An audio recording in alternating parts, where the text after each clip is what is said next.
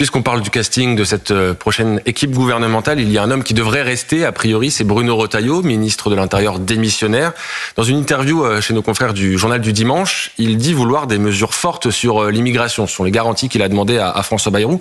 Est-ce que votre groupe, Ensemble pour la République, présidé, je le rappelle, par Gabriel Attal, est prêt à s'engager dans cette voie? Est-ce que vous pouvez assurer que Bruno Retailleau aura le soutien total de ce groupe? Alors, moi, je suis pas Gabriel Attal, je suis pas porte-parole du groupe. Je suis moi, les autres sont déjà pris. Donc je vais vous dire ce que je pense moi. Je pense que c'est un très bon choix que Bruno Retailleau soit Premier ministre, soit ministre de l'Intérieur. Parce que les quelques mois, les quelques grandes semaines qu'il a pu passer en tant que ministre de l'Intérieur ont été salués sur le terrain. Et moi, j'écoute le terrain. Et moi, je vois bien qu'on a besoin effectivement de mesures qui mettent en place la réciprocité entre les droits et les devoirs. Le sujet de l'immigration, c'est pas un sujet, je dirais, ultra prioritaire, mais c'est un sujet qui fait que les lois, on ne les interprète pas, on les applique. Et c'est ce que souhaite M. Retailleau. Je disais en coulisses tout à l'heure que lorsque j'étais maire de Poissy, on a baissé la délinquance juvénile de près de 30%.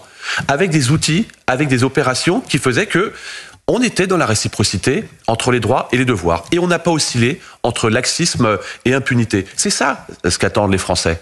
Et donc, je pense que Bruno Retailleau, mais on pourrait parler dans d'autres domaines, Rachida Dati, on pourrait parler également dans d'autres domaines de gens comme Sébastien Lecornu. Voilà des personnes qui savent de quoi ils parlent et voilà des personnes qui incarnent, je crois, ce qu'attendent également les Français. Je pourrais citer d'autres collègues, on n'a pas de gauche, par exemple, Jérôme Guedj serait un très bon ministre. Karim Bouamram. Vous l'appelez ce matin, Jérôme Guedj a accepté une éventuelle offre de François Bayrou. Encore une fois, on n'est pas sur un truc de casting, c'est pas le Cluedo là.